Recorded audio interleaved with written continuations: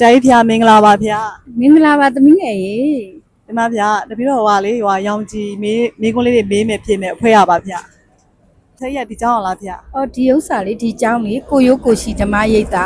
အဲ့ဒါကိုရိုးကိုရှိဓမ္မရိပ်တာကဟိုရိပ်တာတရားလာဝင်တာလည်းရှိပါတယ်အဖိုးအဖွားတွေကိုစွန့်ပစ်တာလည်းရှိတယ်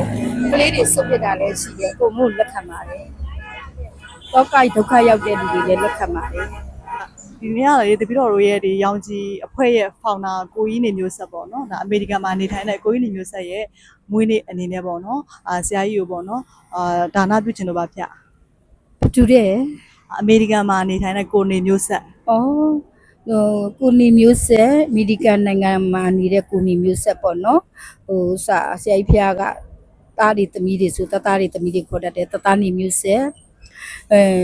ဒီမွေးနေ့ဆိုတဲ့ဥစ္စာမိဘနှစ်ပါးကိုအထူးကျေးဇူးဆက်တဲ့နေ့လေးဖြစ်ပါတယ်အရန်ကောင်းပါတယ်ဒီဟိုနီမော့ရောင်ကြီးရဲ့ဒီဂရုကြီးဟာကြီးမားပြီးတော့ရန်နဲ့ခုနှစ်ရက်သားသမီးတိုင်းတိအောင်ပြန့်ပွားနိုင်ပါစေတိုးတက်နိုင်ပါစေ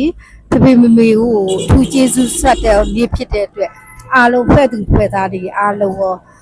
ဒီတသားရောဖောင်နာတသားလေးရောအားလုံးကျမ်းမာခြင်းဒုက္ခအဖျားဖျားပြည့်စုံပါစေလို့မေအနေမောဆရာကြီးဖျားကစုပန်ပေးလိုက်ပါတယ် ဟုတ်ပါဗျအလူငွေသိန်းပါဗျ ဩတာဒုတာဒုတာဒုဘယ်နေရာမှာပဲဖြစ်ဖြစ်ဘယ်မှာပဲဖြစ်ဖြစ်အမြဲတမ်းလှူဒန်းနိုင်တဲ့သူဖြစ်ပါစေ ဒီနေ့စနေပြရပါလို့ဖေ